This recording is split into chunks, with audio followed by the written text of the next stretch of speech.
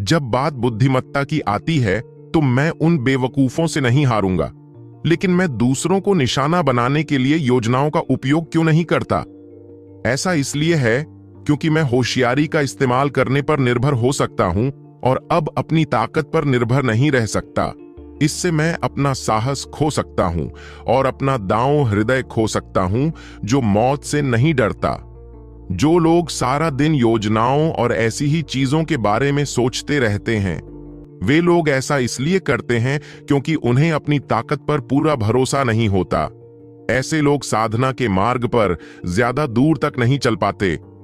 अगर वे कोई योजना बनाना चाहते हैं तो ठीक है, लेकिन मेरे पास उनके साथ इस तरह के खेल खेलने में समय बर्बाद करने के लिए नहीं है। उनके पास मेरे दुश्मन बनने की योग्यता भी नहीं है। राघव ने अर्जुन के कंधे पर आत्मविश्वास से ठपठपाया। राघव के शब्दों ने अर्जुन को तुरंत एहसास दिलाया। राघव एक अजेय दांव पर चल रहा था। उसे खुद पर पूरा भरोसा होना चाहिए। यह ऐसा था जैसे उसका अपना लक्ष्य शिल्पकला का देवता बनना था। उसे अपना आत्मविश्वास बनाए रखना था। अगर उसका आत्मविश्वास डगमगाया तो भविष्य में विनाशकारी प्रभाव पड़ सकता है। बॉस, अब मैं समझ गया हूं। चूंकि आपने इसे इस तरह से रखा है, इसलिए मैं आपको सच बताता हूं। वे कमीने इस बात पर चर्चा कर रहे थे कि मेरे लिए गुप्त रूप से गिरफ्तारी वारंट कैसे भेजा जाए ताकि मेरे शरीर पर मौजूद सामग्री को ले जाया जा सके। लेकिन सबसे घृणित बात यह है कि उन्हें लगता है कि आप मर चुके हैं, इसलिए वे हमारे मठ के अन्य शिष्यों पर अपना गुस्सा निकालना चाहते हैं, अर्जुन ने कहा।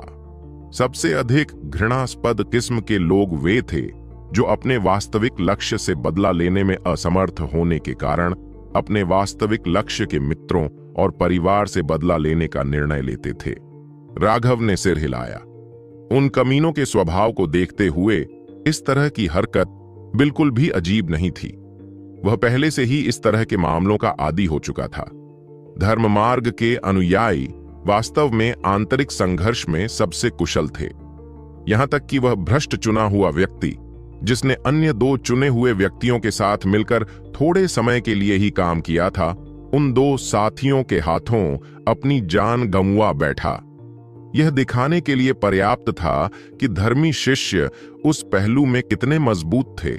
यही कारण था कि राघव ने पहले ही इन धर्मी शिष्यों पर विश्वास करना छोड़ दिया था। अगर वह उनके साथ होता तो बस यही होता कि उसकी पीठ में छुरा घोंपा जाता। दूसरों को संभालने में तो उनमें कोई योग्यता नहीं थी, लेकिन जब अपने ही लोगों को जहर देने की बात आती तो वे सच्चे विशेषज्ञ होते। राघव ने बहुत पहले ही धार्मिक मार्ग की प्रकृति को समझ लिया था और उसे इसे बदलने का कोई विचार नहीं था। ऐसी चीजों को बदलने की कोशिश करने का उसका कोई दिल नहीं था। अभी वह जो चाहता था वह मजबूत होना था, और जो कोई भी उसे रोकने की कोशिश करेगा वह उसे मार देगा। अर्जुन से कुछ देर तक बात करने के बाद अर्जुन ने अचानक कहा कि वह प्राचीन मकबरे के भीतर एकांत में जाना चाहता है।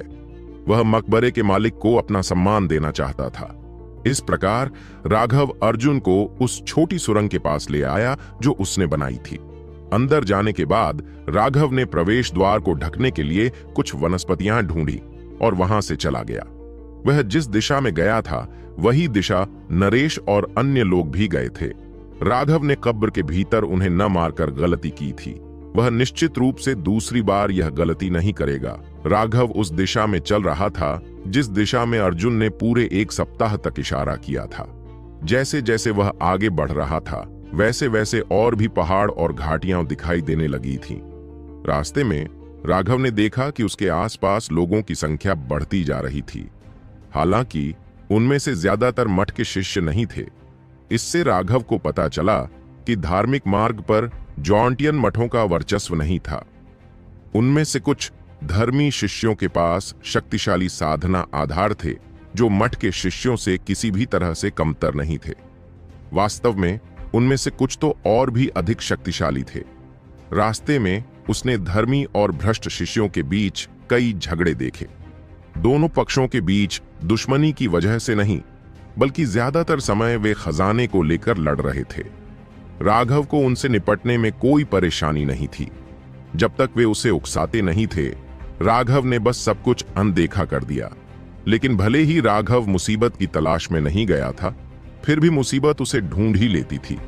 दिन में कई बार वह मठ के उन शिष्यों से टकरा जाता था जो धर्म के मार्ग को साफ करने के नाम पर उसे मार डालना चाहते थे। परिणाम स्वरूप राघव दयावान नहीं था। जो भी उस पर हमला करने की हिम्मत करता था वह उसे मार डालता था। धर्मी शिष्यों के अलावा अक्सर भ्रष्ट शिष्य उस पर हमला करने से पीछे नहीं हटते थे जब वे देखते थे कि वह एक अकेला यात्री है। उनका अंत भी दुखद था। अगर एक आया तो एक मर गया, अगर दो आए तो दो मर गए। लेकिन पूरे एक सप्ताह के बाद भी राघव को नरेश के समूह का कोई निशान नहीं दिखा था, जिससे उसे थोड़ा अनिश्चितता महसूस हुई। कोई भी सभी को नहीं पहचानता था और इसलिए अगर वह आसपास पूछता भी तो भी कोई उसे सही दिशा नहीं बता पाता। चूंकि वह इस हफ्ते तक नहीं पकड़ा गया था, इसलिए ऐसा लग रहा था कि एकमात्र संभावना यह थी कि वह उनका रास्ता भूल गया था। राघव इस बात से क्रोधित था, लेकिन वह असहाय भी था। ज्यूली का गुप्त क्षेत्र बहुत बड़ा था। दिशा में थोड़ा सा बदलाव होने पर 7 दिनों की यात्रा के बाद मीलों मील की दूरी थी। चूंकि वह इस मामले में असहाय था, इसलिए राघव बस आगे बढ़ता रहा, यह देखने के लिए कि क्या उसे कोई अवसर मिल सकता है। ज्यूली का गुप्त क्षेत्र न केवल अविश्वसनीय रूप से विशाल था, बल्कि कहा जाता था कि इसमें अनगिनत अवसर भी थे, लेकिन केवल भाग्यशाली और ताकतवर लोग ही उन्हें प्राप्त कर सकते थे। जैसे जैसे वह आगे बढ़ता गया, उसके चारों ओर और भी पहाड़ और घाटियां दिखाई देने लगीं। इसके अलावा अब हल्की धुंध भी दिखाई देने लगी थी। राघव ने अपना नक्शा निकाला और देखा कि इस स्थान को मिस्टी माउंटेन वैलीज के रूप में चिह्नित किया गया था। मानचित्र पर घास का निशान भी था, जो दर्शाता था कि इस स्थान पर कई प्राकृतिक खजाने हैं। औषधीय जड़ी बूटियां बुरी नहीं हैं, मुझे भी देख लेने दो। राघव ने देखा कि नक्शे में दिखाया गया था कि यहां कई सारे पहाड़ थे जो लगभग भूल भुलैया की तरह थे। लगभग 3000 मील के इस क्षेत्र को घने कोहरे ने घेर रखा था। शिष्यों की कई पीढ़ियां इस स्थान पर प्रवेश कर चुकी थीं, लेकिन वे केवल इस क्षेत्र के किनारों पर ही खोज करने में सक्षम थे। बहुत कम लोग थे जो गहराई में जाने की हिम्मत रखते थे। ऐसा कहा जाता है कि जो लोग गहराई में गए वे सभी कभी जीवित बाहर नहीं निकल पाए। सटीक कारण के बारे में यह पूरी तरह से स्पष्ट नहीं था। भागना बंद करो, अपने खजाने को पीछे छोड़ दो, नहीं तो तुम बिना दफन जगह के मर जाओगे। राघव अभी चुपचाप चलते हुए नक्शे की जांच कर रहा था। तभी अचानक एक चीख ने उसकी एकाग्रता को तोड़ दिया। तुम चाहते हो कि मैं बिना किसी दफन स्थल के मर जाऊं? मैं देखना चाहता हूं कि कौन इतना घमंडी है। अपना सिर ऊपर उठाते हुए राघव ने देखा कि 2 आकृतियां उसकी ओर भाग रही हैं। सामने वाला व्यक्ति खून से लथपथ था। उसका आभा मंडल पूरी तरह अस्त व्यस्त था। वह इस समय अपनी जान बचाने के लिए भाग रहा था और वह एक साधारण मुख्य शिष्य लग रहा था। उसके वस्त्रों के अनुसार वह मठ का शिष्य नहीं था। जहां तक उसके पीछे वाले व्यक्ति की बात है, उसकी आभा समुद्र की तरह उमड़ रही थी और वह स्पष्ट रूप से एक शक्तिशाली कृपा पात्र था। वह एक अंधेरे भाव के साथ हाथ में तलवार लिए उसका पीछा कर रहा था। अब जाकर राघव को एहसास हुआ कि वे उससे बात नहीं कर रहे थे। वह वहीं खड़ा होकर देखता रहा। यह दृश्य स्पष्ट रूप से किसी की हत्या करके उनके खजाने को चुराने जैसा था। उसने हाल ही में ऐसा बहुत बार देखा था। राघव के लिए हैरान करने वाली बात यह थी कि एक ही संप्रदाय के सदस्यों का नरसंहार धर्मी शिष्यों द्वारा किया गया था। भ्रष्ट शिष्य कितने भी क्रूर क्यों न हो, उसने अभी तक उन्हें अपने ही लोगों पर हमला करते नहीं देखा था। भागते हुए शिष्य ने क्रोधित होकर कहा, आपका ज्वांटियन मठ एक बहुत बड़ा संप्रदाय है। आपको हम जैसे छोटे स्कूलों के शिष्यों के लिए चीजें क्यों कठिन बनानी पड़ती हैं? वह पहले ही निराश हो चुका था। उसने अभी अभी एक खजाना प्राप्त किया था और चुपके से पहाड़ी घाटी से निकल रहा था जब उसकी हरकतें दूसरे लोगों ने देख लीं। घाटी से बाहर निकलते ही इस व्यक्ति ने उन पर हमला कर दिया था। हालांकि वह केवल एक मुख्य शिष्य था, लेकिन अपने छोटे से संप्रदाय में वह बेहद शक्तिशाली माना जाता था। लेकिन एक रुद्राक्ष के सामने वह किसी भी तरह से मुकाबला करने के करीब भी नहीं था। कुछ ही मुठभेड़ों में वह लगभग अपनी जान गंवा चुका था और केवल भाग सकता था। शुरू में उसे उम्मीद थी कि कुछ लोग शिष्ट होंगे और उसे बचा लेंगे, लेकिन जितने भी धर्मी शिष्यों से उसका सामना हुआ वे सभी सिर्फ नाटक की तरह देखते रहे। वे सिर्फ उन पर नजर डालते और फिर मौके की तलाश में लग जाते। वह गंभीर रूप से घायल हो गया था और उसकी आध्यात्मिक क्यूई अब लगभग समाप्त हो चुकी थी। उसे इस स्थिति से बाहर निकलने की थोड़ी सी भी उम्मीद नहीं थी। हालांकि वह अनिच्छुक था, वास्तव में अनिच्छुक था। गुप्त क्षेत्र में प्रवेश करने के लिए उसने अनगिनत कठिनाइयों का सामना किया था, लेकिन अब जैसे ही उसे खजाना मिला, उसे कोई चुराने वाला था। वह वास्तव में अपनी आंखें खुली रखकर मरेगा। हाँ, मुझे दोष मत दो। मैंने तुम्हें शुरू में ही खजाना सौंपने के लिए कहा था, लेकिन तुमने मना कर दिया। तुम स्पष्ट रूप से दयालुता की सराहना करना नहीं जानते। अब मैं पागल हो गया हूं और भले ही तुम खजाना सौंप दो, लेकिन यह मेरे गुस्से को शांत नहीं कर पाएगा। तुम अब मर सकते हो। अनुग्रहित व्यक्ति अचानक आगे बढ़ा और उसकी तलवार उस व्यक्ति पर वार करने लगी। वह व्यक्ति पहले से ही निराशा से भरा हुआ था। वह इस कृपा पात्र से भाग नहीं सकता था और वह इस कृपा पात्र को हरा भी नहीं सकता था। अपनी मृत्यु के सामने उसने भागना छोड़ दिया और कृपा पात्र को घूरता रहा। मृत्यु में भी उसे इस व्यक्ति का चेहरा याद रहेगा। अगर लोक कथा सच होती तो वह प्रतिशोधी आत्मा बन जाता और उस व्यक्ति की जान ले लेता। उस व्यक्ति के चेहरे और शरीर पर खून फैल गया और उसकी नाक से खून की दुर्गंध भर गई। उसे लगा कि वह मर गया है, लेकिन फिर उसे अचानक एहसास हुआ कि यह खून उसका नहीं बल्कि रुद्राक्ष का था। एक तलवार सीधे उसकी पीठ में घुस गई थी। रुद्राक्ष ने नीचे देखा कि तलवार उसके दिल के पास से बाहर निकली हुई थी। उसका चेहरा एकदम खाली था। अगर आप खजानों के लिए लड़ना चाहते हैं तो ठीक है, खजानों के लिए लालची होना सामान्य बात है, लेकिन फिर आप लोगों को मारना भी चाहते थे। उफ, अगर आप लोगों को मारना चाहते हैं तो ठीक है, आप कह सकते हैं कि आप अपने गुस्से से भरे हुए थे, लेकिन फिर आप इतना दिखावा भी करना चाहते थे। ठीक है, अगर आप दिखावा करना चाहते हैं तो स्वर्ग कितना बड़ा है, आपके पास दिखावा करने के लिए बहुत जगह है, लेकिन आपको मेरे सामने इतना दिखावा क्यों करना पड़ा? क्या आप जानते हैं जिस चीज से मुझे सबसे ज्यादा नफरत है वह यह है कि लोग मुझसे भी ज्यादा दिखावा करते हैं। रुद्राक्ष के शरीर के पीछे से एक बेहद नाराज आवाज गूंजी। रुद्राक्ष ने पीछे मुड़कर देखने की पूरी कोशिश की कि उसे किसने मारा है, लेकिन तलवार के पीछे की शक्तिशाली ताकत ने बहुत पहले ही उसके अंदरूनी अंगों और हड्डियों को कुचल दिया था। वह इतनी आसान हरकत भी नहीं कर पा रहा था। वह तलवार से फिसलकर मर गया। वह आदमी जो मौत के पंजे से बचकर भागा था, अब उसने एक युवा सुंदर आदमी को देखा जो अपनी तलवार से खून को बेतरतीब ढंग से फेंक रहा था। मेरी जान बचाने के लिए वरिष्ठ प्रशिक्षु भाई को बहुत बहुत धन्यवाद। बस इसी तरह वह धन्यवाद देने के लिए जमीन पर घुटनों के बल बैठ गया। अगर तुम इतनी जल्दी मुझे धन्यवाद दोगे तो मुझे तुम्हारी खजाने को लेने में बहुत शर्म आएगी। राघव ने अपने हाथ हिलाए और उसे रोक दिया। अपने घुटनों को जमीन पर नहीं छूने दिया। उसे धन्यवाद देने का यह तरीका पसंद नहीं आया। अगर भाई शर्मा को मेरा खजाना चाहिए तो मैं उसे दोनों हाथों से आपको भेंट करूंगा, उस आदमी ने बिना किसी हिचकिचाहट के कहा। ओह, तुम जानते हो मैं कौन हूं। चलो पहले इस बारे में बात नहीं करते। इस बंदे का दांव चिन्ह दिखाई दे रहा है, इसलिए तुम इसे अवशोषित करने की कोशिश कर सकते हो। राघव ने दांव चिन्ह की ओर इशारा किया, जो कि रुद्राक्ष के शरीर से संघनित होना शुरू हो रहा था। दांव चिन्ह आमतौर पर रुद्राक्ष के शरीर में ही रहते थे। कहा जाता था कि वे व्यक्ति के कर्म भाग्य को बढ़ाने में सक्षम हैं। हालांकि राघव ऐसी चीजों पर विश्वास नहीं करता था। अगर उस व्यक्ति को वाकई कर्म के भाग्य का साथ मिला था तो उसे इतनी आसानी से क्यों मार दिया गया? इसके अलावा क्या यह नहीं कहा गया था कि स्वर्ग का अनुग्रह और संरक्षण पाने के लिए अनुग्रह प्राप्त करने वाले व्यक्ति को सदाचारी और नैतिक व्यक्ति होना चाहिए?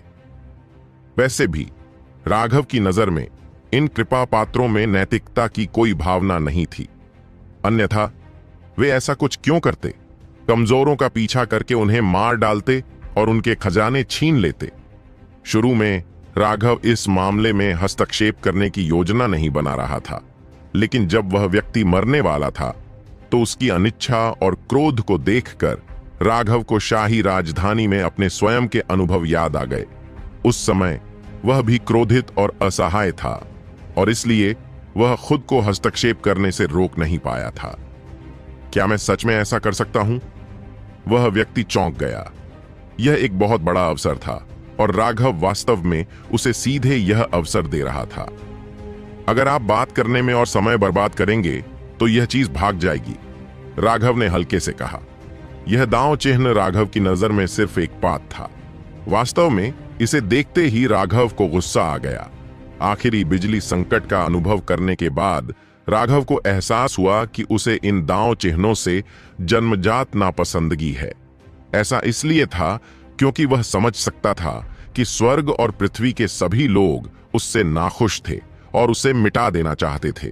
इसलिए वह ऐसी किसी भी चीज से नाखुश था जो स्वर्ग की इच्छा से जुड़ी थी। यह उपकार व्यक्त करने के लिए बहुत बड़ा है।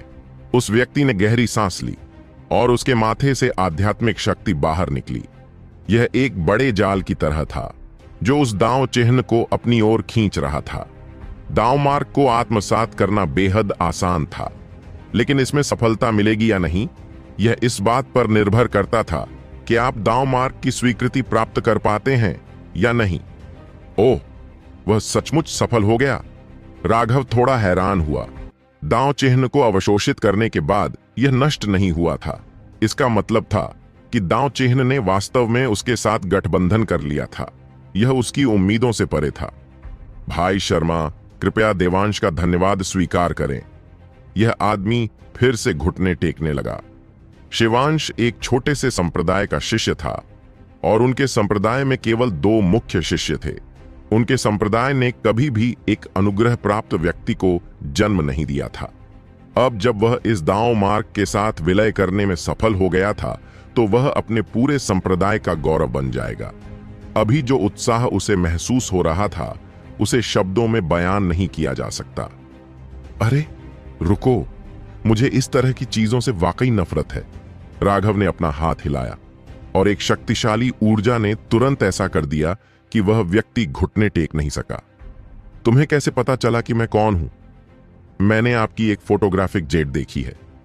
लेकिन यह कहने के बाद उन्होंने तुरंत आगे कहा, लेकिन मुझे पता था कि जिस व्यक्ति ने वह फोटोग्राफिक जेट बनाया था वह निश्चित रूप से आपको जानबूझकर फंसाने की योजना बना रहा था। इसकी कोई शुरुआत या अंत नहीं था। निश्चित रूप से वे कोई साजिश छुपा रहे थे।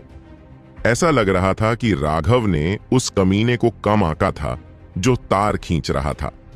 अब यह केवल मठ के शिष्य ही नहीं थे जो इस फोटोग्राफिक जेट के बारे में जानते थे, यहां तक कि अन्य धर्मी शिष्य भी इसके बारे में जानते थे। आह, तुम सच में मुझे मजबूर करने की कोशिश कर रहे हो। अच्छा, बहुत अच्छा। मैं निश्चित रूप से उस व्यक्ति को खोज लूंगा जो मुझे निशाना बना रहा है। भाई शर्मा, नाराज मत हो। कोई भी बता सकता है कि यह नकली है। देवांश ने जल्दी से उसे सांत्वना दी जब उसने देखा कि उसका चेहरा उदास हो गया है। मैं उन बेवकूफों से परेशान होने के लिए बहुत आलसी हूं। तुम धुंधले पहाड़ों की घाटियों के अंदर से आए हो। अंदर क्या हुआ? राघव ने पूछा। भाई शर्मा, यह मेरी सराहना का प्रतीक मात्र है। चाहे कुछ भी हो, आपको इसे स्वीकार करना ही होगा। देवांश ने सीधे जवाब नहीं दिया। इसके बजाय उसने कुछ निकाला और उसे दे दिया। एक आत्मा पत्थर? नहीं, यह थोड़ा काला है और इसके अंदर किसी प्रकार की शक्तिशाली ऊर्जा है। राघव अपने हाथ में इस चीज को देखकर थोड़ा उत्सुक हो गया। इसका बाहरी आकार स्पिरिट स्टोन जैसा था, लेकिन यह पारदर्शी नहीं था। इसके बजाय यह बिल्कुल काला था। यह लगभग एक बच्चे की मुट्ठी के आकार का था। भीतर से शक्तिशाली आध्यात्मिक क्यूई उतार चढ़ाव आ रहे थे, लेकिन वे उतार चढ़ाव सामान्य आत्मा पत्थरों से पूरी तरह से अलग थे। नहीं, यह एक पवन आत्मा पत्थर है। राघव चौंक गया। पवन आत्मा पत्थर अत्यंत दुर्लभ थे। उनमें शक्तिशाली वायु गुण ऊर्जा थी। इससे भी महत्वपूर्ण बात यह है कि उनमें हवा के रहस्य और गहराई समाहित थी। वायु गुण विशेषज्ञ भीतर से ऊर्जा को अवशोषित करने में सक्षम होगा और ऐसा करते समय वह वायु के सच्चे रहस्यों से जुड़ जाएगा। यह उनकी साधना के लिए एक बड़ी सहायता होगी। हाँ, यह एक पवन आत्मा पत्थर है। मैं गलती से इसे एक बहुत ही हवादार क्षेत्र से प्राप्त करने में कामयाब रहा। जैसे ही मैंने इसे पहचाना, मैं तुरंत भाग गया, लेकिन परिणाम स्वरूप देवांश ने घृणा से रुद्राक्ष की लाश को देखा। इतनी सावधानी बरतने के बावजूद किसी ने कुछ सुराग देखे और उसका पीछा किया। इस रुद्राक्ष को पता भी नहीं था कि उसने क्या हासिल किया है। सिर्फ एक आंतरिक भावना के कारण उसने उसे मारने और उसके खजाने को चुराने के लिए उसका पीछा किया था। यह वाकई घिनौना था। अगर वह राघव से नहीं मिला होता तो देवांश पहले ही इस जंगल में सड़ती हुई लाश बन चुका होता। लेकिन अब वह न केवल अपनी जान बचाने में कामयाब रहा था, बल्कि एक कृपा पात्र बनकर उसने लाभ भी कमाया था। राघव के प्रति उसकी कृतज्ञता अब शब्दों में व्यक्त नहीं की जा सकती थी, और इसीलिए वह केवल यही कर सकता था कि वह यह खजाना उसे भेंट कर दे। भाई शर्मा, आपको इसे लेना होगा, या मैं वास्तव में आपका एहसान नहीं चुका पाऊंगा, देवांश ने पूरी ईमानदारी से कहा। हालांकि यह पवन आत्मा पत्थर कीमती था, लेकिन यह उसके जीवन से ज्यादा कीमती नहीं था। फिर यह कहते हुए कि वह एक कृपा पात्र भी बन गया था, वह वास्तव में राघव का बहुत ज्यादा ऋणी था। यह चीज बुरी नहीं है, लेकिन मुझे यह नहीं चाहिए। देवांश के हाव भाव बदलते देख राघव ने अपना हाथ हिलाया और आगे कहा, यह चीज मेरे लिए उपयोगी नहीं है, और मैं यह भी बता सकता हूं कि तुम्हारे अंदर हवा की विशेषता वाली ऊर्जा है, जिसकी वजह से ही तुम इतने लंबे समय तक दौड़ पाए। राघव ने उसे बीच में ही रोक दिया। कोई बात नहीं, मैं तो बस वही कर रहा था जो मैं करना चाहता था। मैं वास्तव में इतना दयालु और सदाचारी नहीं हूं। मुझे बस उस छोटे से लड़के का दिखावटी मुंह पसंद नहीं आया। वैसे भी मैं अच्छी तरह समझता हूं कि वहां अंदर क्या चल रहा है। तुम इसे रखो और अपनी ताकत बढ़ाने की पूरी कोशिश करो, नहीं तो तुम इस जगह पर कभी भी मर सकते हो। इतना कहने के बाद राघव ने पवन आत्मा पत्थर को वापस देवांश के हाथ में थमा दिया और चला गया। कुछ ही देर में वह देवांश की नजरों से ओझल हो गया। पवन आत्मा के पत्थर को कसकर पकड़ते हुए देवांश की नजरें पूजा से भर गईं। राघव की उदारता और भव्यता ने उसे पूरी तरह से जीत लिया था। उसने अब और देर करने की हिम्मत नहीं की और एक छिपी हुई जगह की तलाश में निकल पड़ा। उसे अपने दांव मार्ग को स्थिर करने और इस पवन आत्मा पत्थर को परिष्कृत करने की आवश्यकता थी।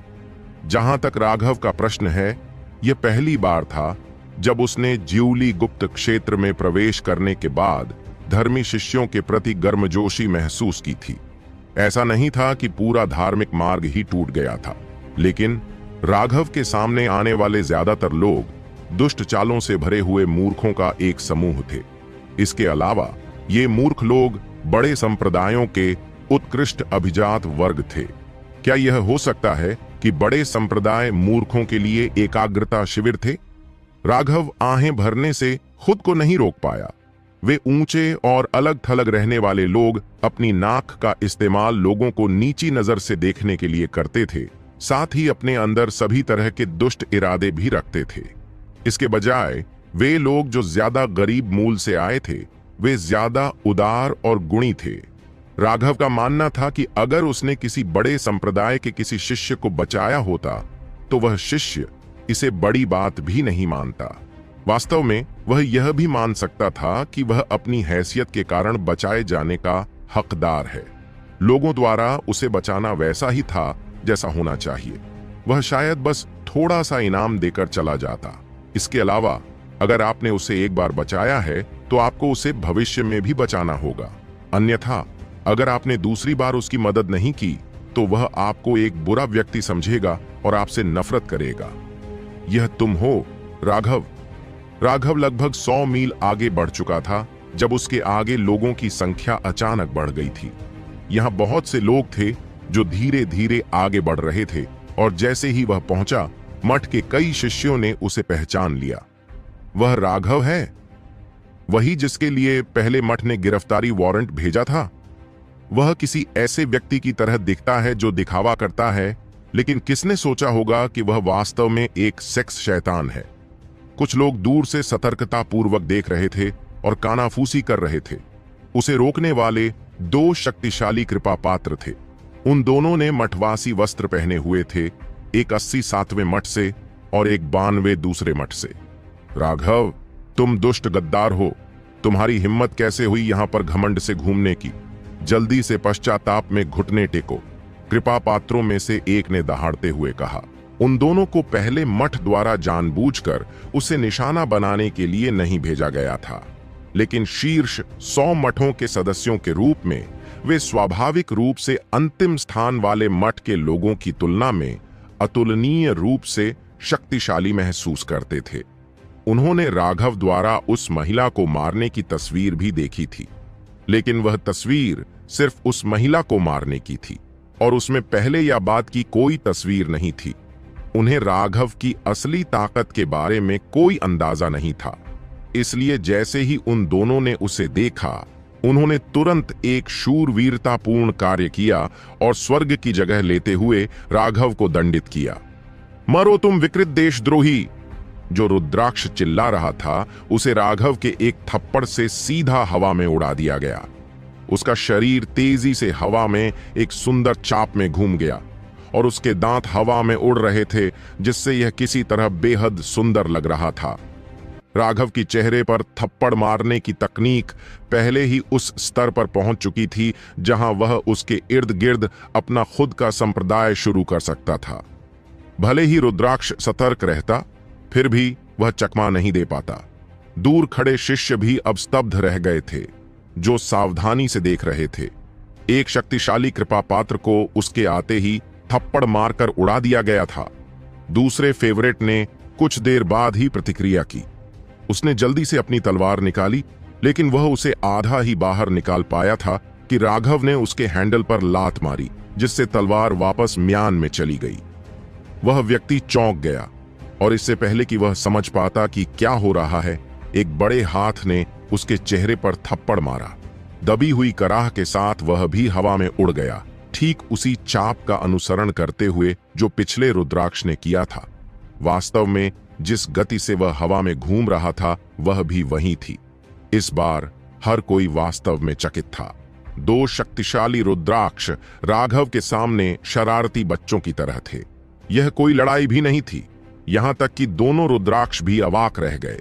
उन्हें थप्पड़ मारे जाने से पहले यह एहसास भी नहीं हुआ था कि क्या हो रहा है। जमीन से रेंगते हुए ऊपर आने पर उनके सिर पूरी तरह से चकरा गए थे और उन्हें लगा कि वे बेहोश हो जाएंगे। कुछ सांस लेने के बाद ही उनके सिर साफ हो गए। स्तब्ध धर्मी शिष्यों से लेकर मुस्कुराते हुए राघव की ओर देखते हुए उनका क्रोध तुरंत भड़क उठा। मैं तुम्हें मार डालूंगा राघव! दोनों ने एक साथ दहाड़ते हुए राघव पर हमला किया। तलवार क्यों उनकी तलवारों से निकलकर उसे पूरी तरह से घेर लिया। ये दोनों शक्तिशाली कृपा पात्र अब अपनी पूरी ताकत दिखा रहे थे। उनकी तलवारबाजी बहुत शानदार थी और दूसरे कृपा पात्रों की तुलना में उनकी ताकत में कोई कमी नहीं थी। इससे पहले कुछ लोग इस तथ्य से इतने आश्चर्यचकित हुए थे कि उन्हें राघव द्वारा बेतरतीब ढंग से थप्पड़ मारा गया था कि उन्होंने सोचा कि ये दोनों शायद मुख्य शिष्य थे, जो उनके वस्त्र पहनकर कृपा पात्र होने का दिखावा कर रहे थे। मठों से आए सभी शिष्यों के वस्त्रों पर मुख्य शिष्यों की तुलना में एक अतिरिक्त चिन्ह होता था, जो उनकी स्थिति को अलग करता था। यह उनकी ताकत का प्रतीक था। हमेशा कुछ लोग ऐसे होते थे जिनके पास सिर्फ एक मुख्य शिष्य की शक्ति होती थी, लेकिन दूसरों को डराने के लिए वे कृपा पात्र का चोला पहनते थे।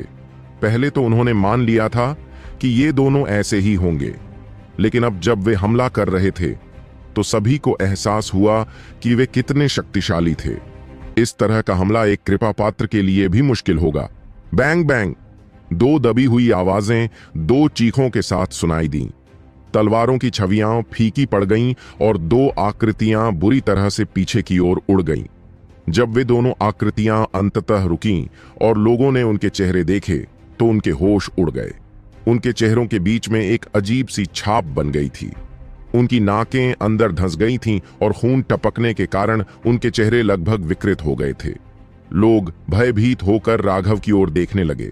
उन्होंने देखा कि उसके हाथ में एक ईंट है और वह धीरे धीरे अपना सिर हिला रहा था।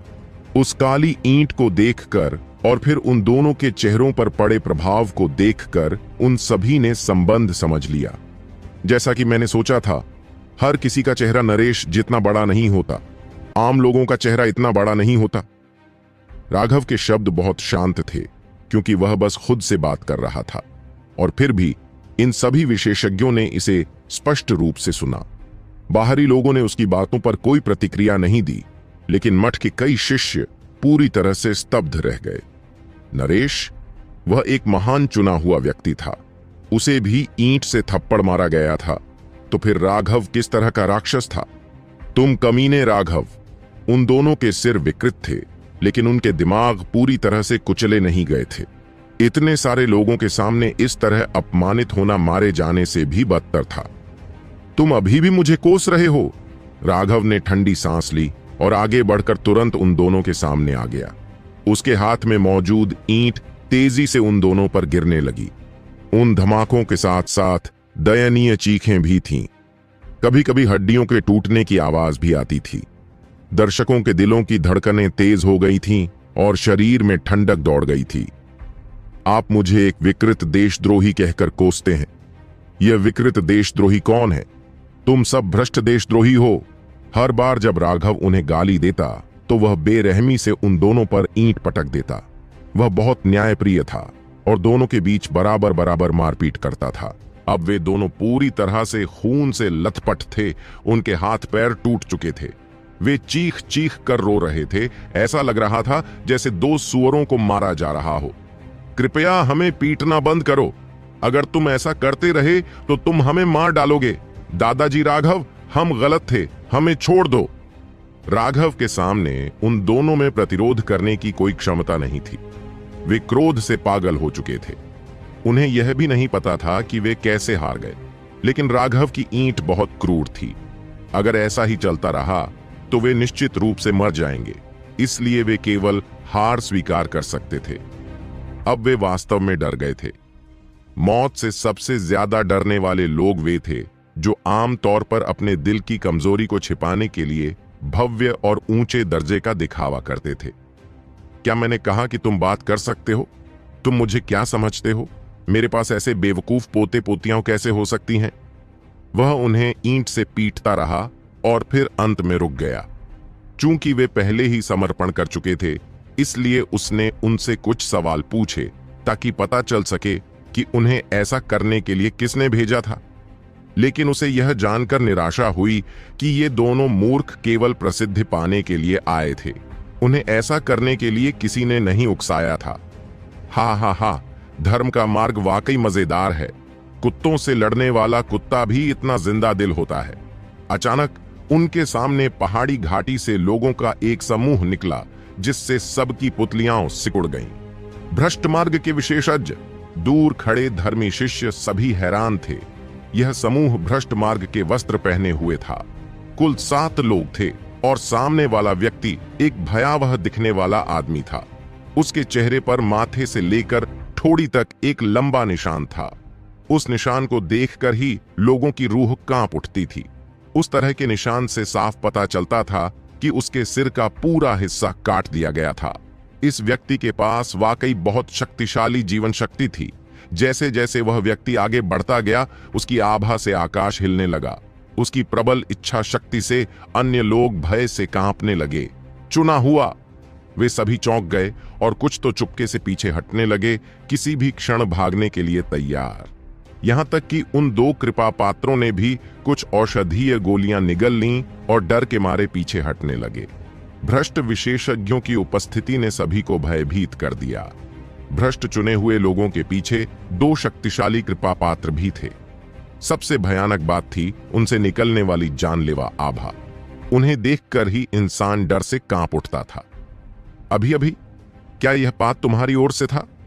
राघव ने उस व्यक्ति की ओर देखा। छोटे बच्चे, तुम मौत को दावत दे रहे हो।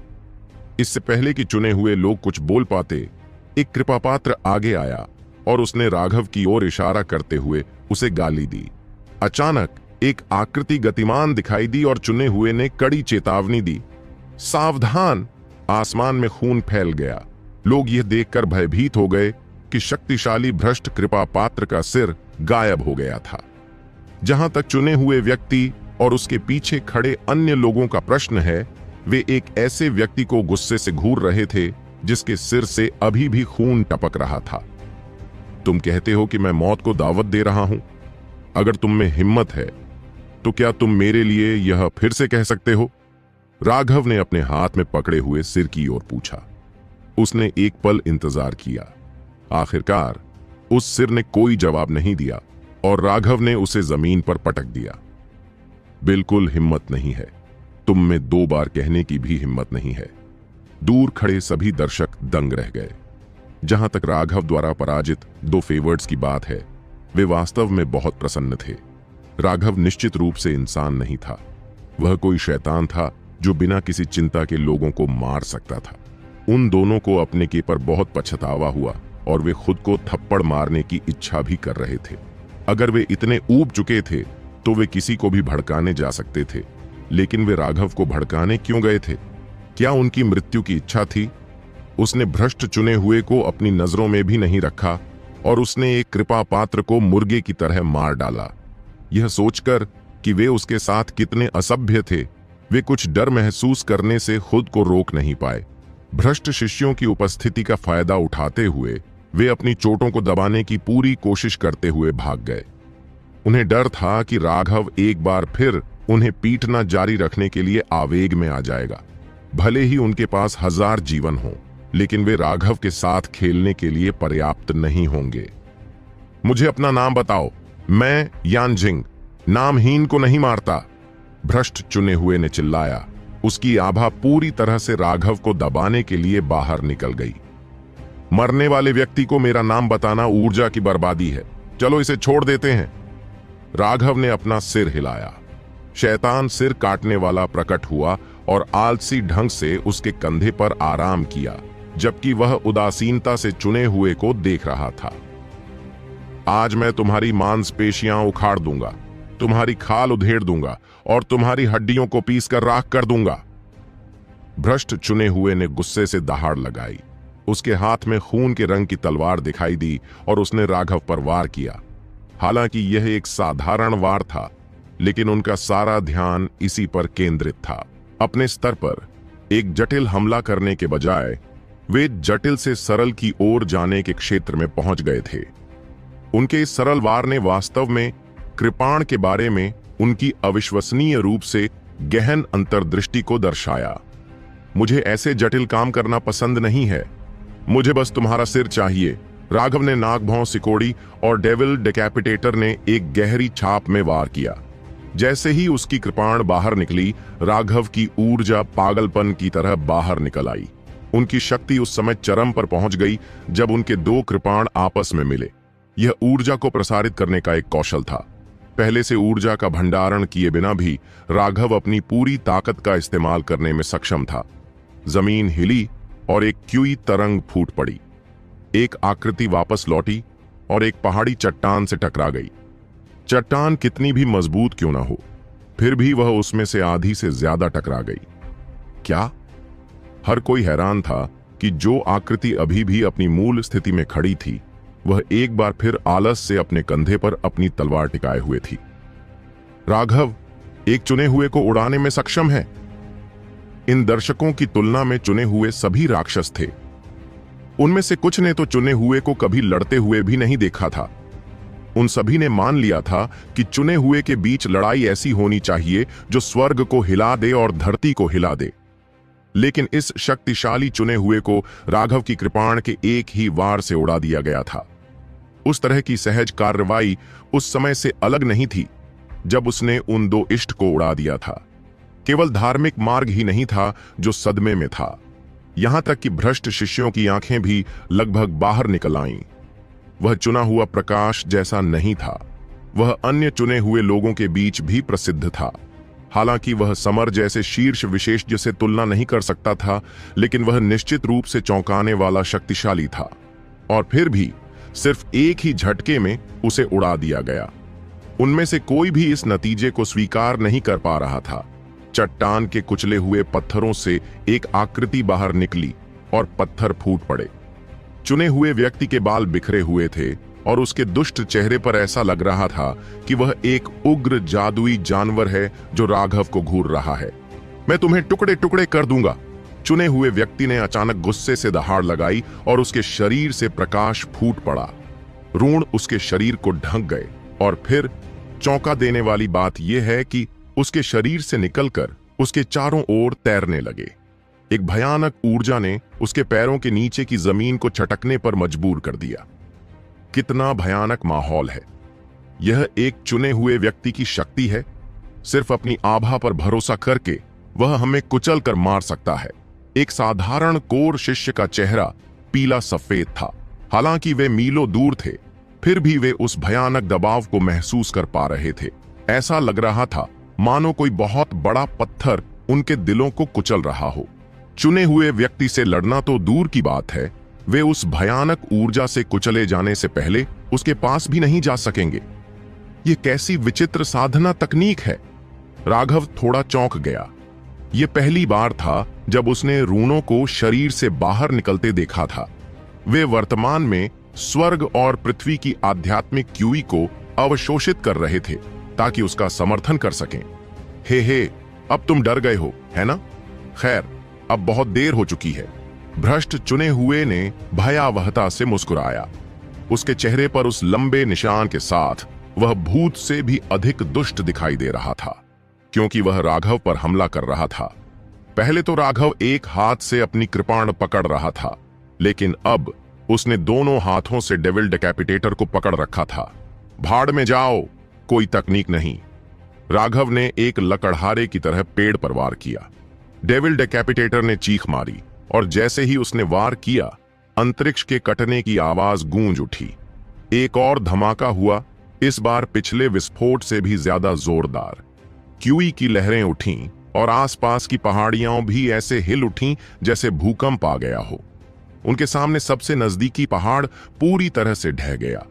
100 मीटर से ज्यादा ऊंची चट्टान टूट गई। बड़े बड़े पत्थर नीचे लुढ़कने लगे। जब धूल जम गई तो लोगों ने देखा कि राघव अभी भी अपनी मूल स्थिति में खड़ा था और अभी तक हिला नहीं था। उसकी मुद्रा अभी भी बिल्कुल वैसी ही थी जैसी पहले थी, लेकिन भ्रष्ट चुना हुआ कहीं नजर नहीं आया। लोगों ने इधर उधर देखा कि वह कहां गया है। जब उनकी नजर अंततः ढही हुई चट्टान पर पड़ी तो वे तुरंत अकड़ गए। यह हो सकता है। उनका आदान प्रदान बहुत जल्दी हुआ था और लोगों के प्रतिक्रिया करने से पहले ही समाप्त हो गया था। उनमें से किसी ने भी स्पष्ट रूप से नहीं देखा था कि क्या हुआ था, लेकिन राघव जिस दिशा में देख रहा था वह ठीक वहीं ढही हुई चट्टान थी। तब सच्चाई खुद ब खुद सामने आ गई। हालांकि लोग इस सच्चाई पर यकीन नहीं कर पाए। अचानक ढहा हुआ मलबा गड़गड़ाने लगा और उसके साथ जमीन भी हिलने लगी। आखिरी धमाके के साथ मलबा पूरी तरह से फट गया और एक आकृति बाहर कूद पड़ी। वह स्वाभाविक रूप से भ्रष्ट चुना हुआ था। उसकी आंखें लाल थीं, उसके बाल पूरी तरह से अस्त व्यस्त थे और उसका पूरा शरीर कांप रहा था। कोई नहीं जानता था कि यह डर से था या गुस्से से। उसने राघव को घूर कर देखा।